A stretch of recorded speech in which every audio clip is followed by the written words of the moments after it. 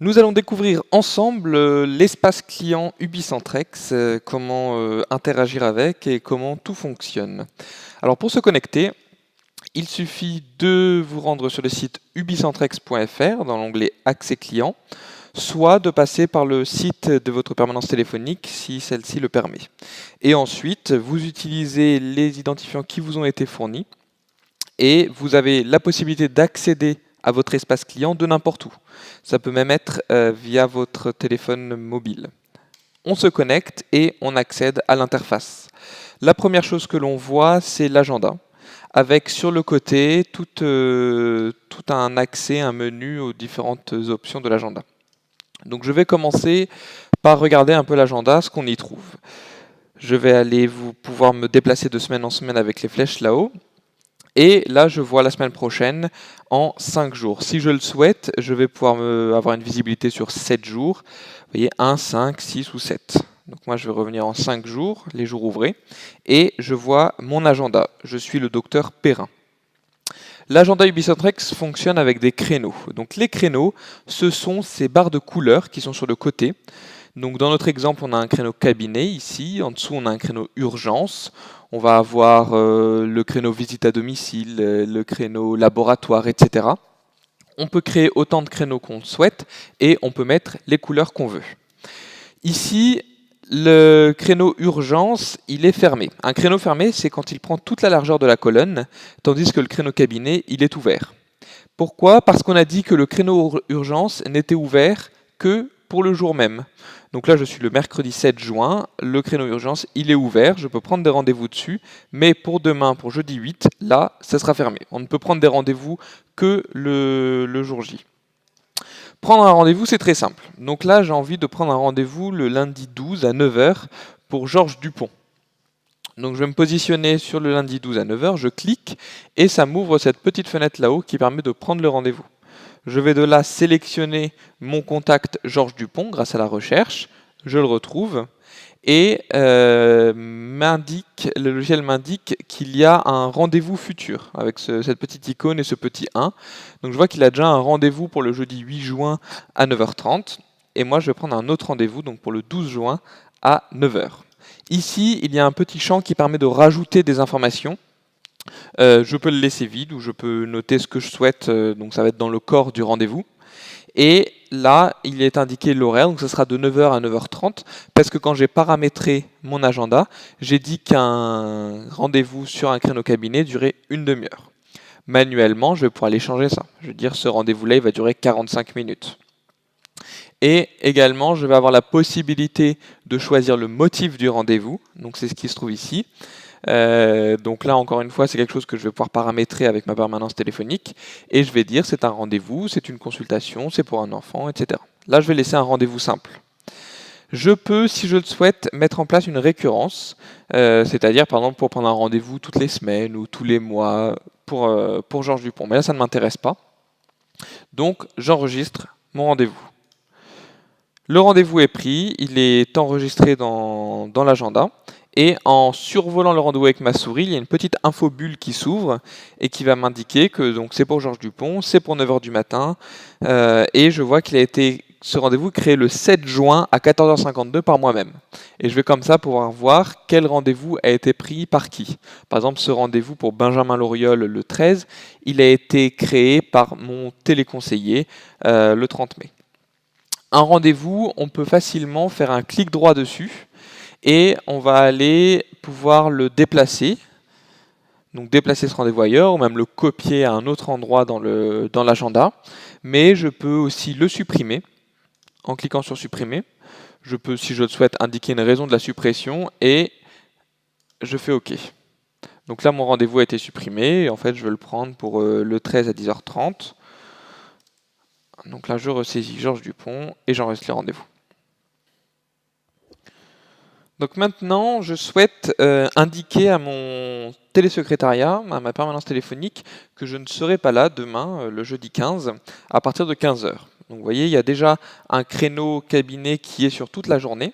Et moi, j'ai envie de dire que j'ai un changement de dernière minute, donc je ne serai pas là à partir de 15 h. Donc ce que je vais faire, c'est que je vais cliquer et glisser avec le clic gauche de la souris pour sélectionner donc le créneau de 15h à 18h.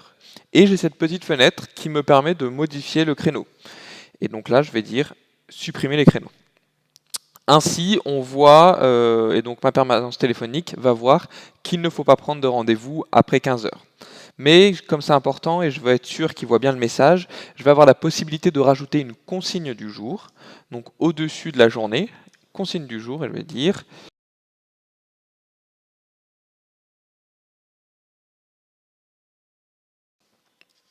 j'enregistre ma consigne et elle s'affiche au-dessus, en haut de la journée du jeudi 15.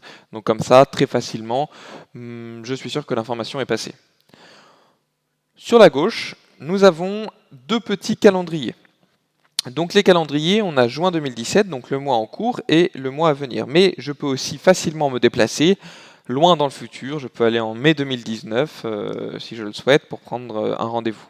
Ou revenir aujourd'hui avec le raccourci CTRL-B, ou en cliquant ici. Là, je reviens et on peut constater qu'il y a sur ces calendriers un code couleur, avec 3 couleurs. Il y a le vert, le orange et le rouge. Le vert indique que sur une journée, il y a des créneaux, mais aucun rendez-vous n'a été pris.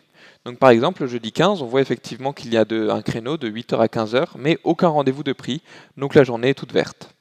Orange, ça veut dire qu'il y a des créneaux de disponibles, mais au moins un rendez-vous, quelques rendez-vous ont été pris sur cette journée, il reste de la place. Rouge, le mercredi 14, on voit que c'est tout rouge, ça veut dire qu'il n'y a plus aucune disponibilité sur cette journée-là. Donc effectivement, on voit que j'ai aucun créneau disponible sur le mercredi 14, ce que m'indique le calendrier sur le côté. De la sorte, je vais facilement pouvoir voir si une journée est tout en rouge, une semaine est tout en rouge. J'ai pas besoin comme ça de chercher jour après jour la petite disponibilité. Autre façon de retrouver facilement de la place, par exemple, j'ai envie de prendre un rendez-vous pour mon Georges Dupont sur le créneau cabinet. Mais je n'ai pas envie de défiler toutes les semaines pour voir là où il y aura une petite disponibilité. Donc je vais pouvoir cliquer sur ce carré de couleur, donc le cabinet, qui va m'emmener sur la première disponibilité, sur le créneau cabinet. Donc là je clique, et ça m'emmène sur la première disponibilité, c'est le mercredi 7 juin à 15h. Et là je vais pouvoir prendre un rendez-vous. Et je peux faire pareil, soit avec le créneau urgence, avec le créneau visite à domicile, etc. Et là, je reviens à tous pour revoir tous les créneaux. En dessous, j'ai un petit outil qui me permet de dialoguer avec mon télésecrétariat de façon très facile. C'est-à-dire que je vais pouvoir dire, bon, bah, ce matin, j'ai une demi-heure de retard. J'ai pas le temps d'appeler mon télésecrétariat, je vais vite me connecter à mon interface et dire, ce matin, j'ai une demi-heure de retard. Comme ça, les télésecrétaires vont pouvoir voir que je suis en retard, ils n'ont même pas besoin de m'appeler et ils voient ce qu'il se passe. Ou encore, je peux dire, là je suis en rendez-vous, il ne faut pas me déranger pendant une demi-heure. Comme ça, je ne vais pas recevoir de coup de fil pendant une demi-heure. Donc là j'ai mon planning avec ma semaine, je vais avoir la possibilité d'imprimer cette semaine si je le souhaite. C'est-à-dire que je vais cliquer sur le logo de l'imprimante là-haut, ça va m'ouvrir un nouvel onglet avec un PDF de mon planning, donc sur lundi, mardi, mercredi, avec tous mes rendez-vous, et je vais en un clic pouvoir lancer l'impression. Donc voilà un rapide aperçu de l'agenda, de ce qu'on peut faire avec et de comment prendre un rendez-vous. D'ailleurs, j'en profite pour vous montrer que moi, le docteur Perrin, je suis dans un cabinet avec d'autres docteurs et j'ai la possibilité, puisque ça a été paramétré de la sorte, de visualiser leur planning à eux ou leur message. Et donc, c'est comme ça que je jongle entre les différents dossiers. Maintenant, on va s'intéresser à la messagerie d'Ubicentrex. Donc la messagerie, c'est comme ça que je vais recevoir les messages laissés par ma permanence téléphonique et j'y accède par l'onglet Messages en bas à gauche ou alors par l'enveloppe qui est là-haut et qui me montre rapidement mes derniers messages. Donc moi, je vais aller dans l'onglet Messages et j'ai la liste de tous les messages qui ont été laissés. Donc qu'est-ce qui est indiqué ? Le 7 juin à 14h39, c'est l'heure à laquelle a été laissé le message. Je vois qui a pris le message, donc là c'est mon téléconseiller, et il s'adresse à moi. J'ai ici le message donc, qui m'indique qu'il y a eu une modification qui a été faite sur mon planning, et je vais dire, bon bah très bien, ça a été fait, j'ai lu le message. Comme ça, je coche et mon télésecrétariat va pouvoir voir que j'ai lu le message. Ça permet d'être sûr que l'information est passée. Je vais également pouvoir répondre au message. Donc je vais dire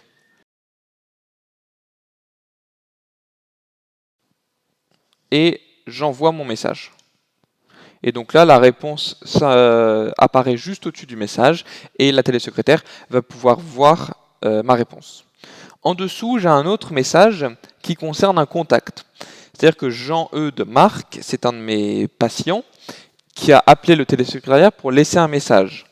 Et donc le télésecrétariat a noté le message. Donc je sais que ce message concerne Jean-Eudes Marc, et j'apprends qu'il a reçu ses résultats du laboratoire et qu'il attend mon retour. Ici, comme c'est un message qui est associé à un contact, j'ai sa fiche contact.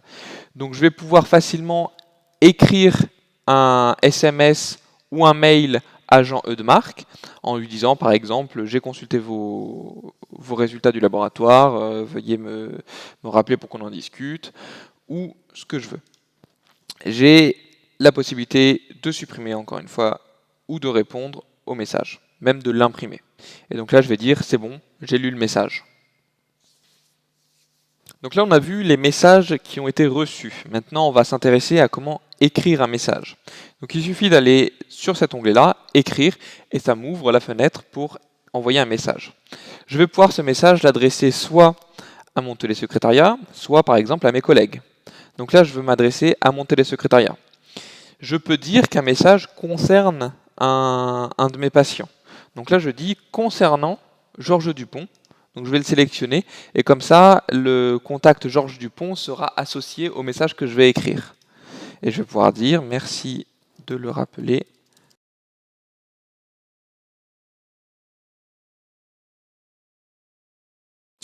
Et une fois que mon message est rédigé, je n'ai qu'à cliquer sur envoyer.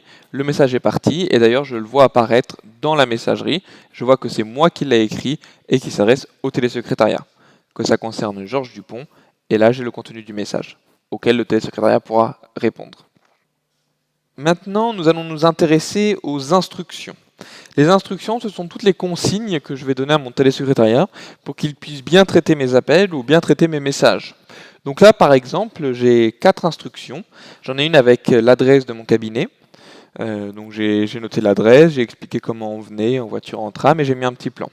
J'ai fait également une instruction pour mes congés, une instruction pour les nouveaux patients, ou même mes tarifs. Donc par exemple, comme ça, quand un de mes patients va appeler mon télésecrétariat en demandant combien coûte une consultation, eh bien le télésecrétariat pourra consulter l'instruction et donner une réponse très claire. Vous voyez que j'ai utilisé des couleurs, des différentes tailles pour mettre en avant certaines informations. Si je le souhaite, je vais pouvoir ajouter ou supprimer une instruction, en faire une nouvelle, en modifier une. Par exemple, là, je vais vouloir modifier celle-là, donc je vais cliquer sur le petit crayon au bout de la ligne et je vais ajouter un détail. Voilà. Et donc maintenant, je peux enregistrer mon instruction et mon télésecrétariat verra ce que j'ai noté. Maintenant, je vais m'intéresser aux contacts. Les contacts, eh bien, ce sont tous mes patients en fait. Donc il suffit de cliquer sur les contacts pour tous les visualiser. Alors là, je vais chercher mon Georges Dupont, toujours lui. Le voilà, Georges Dupont. Donc là, j'ai cherché dans la liste, mais évidemment, je peux utiliser le champ de recherche pour rapidement le retrouver. Georges Dupont. J'ouvre sa fiche et dans sa fiche, j'ai de nombreuses informations. J'ai par exemple sa date de naissance, son adresse mail, son numéro de téléphone, mais j'ai également tout l'historique de Georges Dupont, donc tous les rendez-vous qui ont été pris, les rendez-vous qui ont été supprimés, les mails qu'il a reçus, je peux tout retrouver. Je peux également retrouver, éditer un mémo détaillé de toutes ces informations et ensuite soit l'imprimer, soit le récupérer sous format PDF. Si je le souhaite, par exemple, je veux noter l'adresse de Georges Dupont, donc je vais pouvoir aller dans Adresse et noter une nouvelle adresse. Il y a également sur les contacts la gestion des catégories. Donc c'est, si on revient sur tous les contacts, toutes ces couleurs qu'on voit. En fait, ces couleurs sur chaque contact, ça correspond à une catégorie.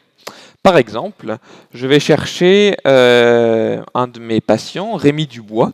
C'est un de mes patients avec qui ça s'est mal passé et je ne souhaite plus le recevoir en rendez-vous. Donc je vais pouvoir dire Rémi Dubois, donc j'ouvre sa fiche et je vais dire qu'il est sur la blacklist. C'est-à-dire que dès qu'il appellera, le télésecrétariat pourra facilement l'identifier, reconnaître que c'est lui et lui refuser un rendez-vous. Et je vais même pouvoir ajouter une note.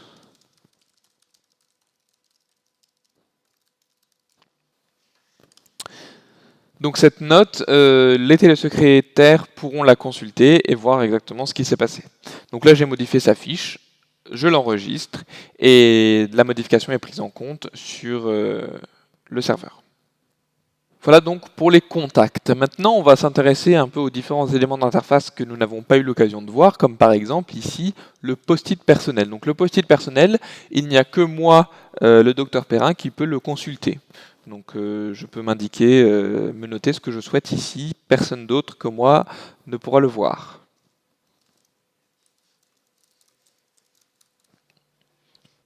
Et à droite, j'ai une messagerie instantanée qui va me permettre de discuter, par exemple, d'échanger quelques messages informels avec mon télésecrétariat. C'est la messagerie instantanée. Ici, on a vu donc le planning, la messagerie, comment écrire un message. On a également l'onglet non lu. L'onglet non lu, c'est en fait un endroit qui récapitule toutes les actions qui se sont passées, par exemple depuis la dernière fois que je me suis connecté. Donc je vais voir tous les messages qui ont été pris. Donc je peux les consulter ici, je peux voir tous les rendez-vous qui ont été créés, tous les rendez-vous qui ont été déplacés, ceux qui ont été annulés. J'ai une vue d'ensemble de ce qui se passe sur mon compte. À chaque fois, je vois quand ça s'est passé, à quelle heure, qui ça concerne et qui a fait l'action. Et individuellement, je vais pouvoir passer chaque ligne à lu pour dire que j'ai tout vu, ou même toutes les faire d'un coup. J'ai également la possibilité dans l'onglet Documents d'éditer toutes sortes d'informations, comme par exemple mon agenda, mon planning. Je vais pouvoir retrouver une semaine très précise et ressortir mon agenda de cette semaine-là. Je vais pouvoir également récupérer tous mes messages, par exemple. Et là-haut, nous avons le menu général qui permet d'accéder à la console. Donc la console, c'est ce que nous avons déjà consulté. Mais également la possibilité d'envoyer un fax donc directement depuis l'interface. Il va suffire de remplir le numéro du destinataire à qui je vais adresser mon fax et de joindre un fichier. Et donc là sont indiqués tous les types de fichiers qui sont supportés par le système, qui peuvent être envoyés. J'ai un accès à mes préférences, donc mes préférences à moi, docteur Nicolas Perrin, où je peux modifier mon adresse mail par exemple, même mon identifiant et mon mot de passe, c'est moi qui peux les modifier. Je peux changer mon numéro de téléphone et je peux même consulter mon adresse, donc l'adresse de mon cabinet que je vais pouvoir consulter, modifier ou noter une nouvelle adresse, par exemple l'adresse de mon domicile personnel.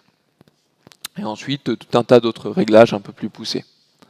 Et une fois que ma session est terminée, je vais pouvoir me déconnecter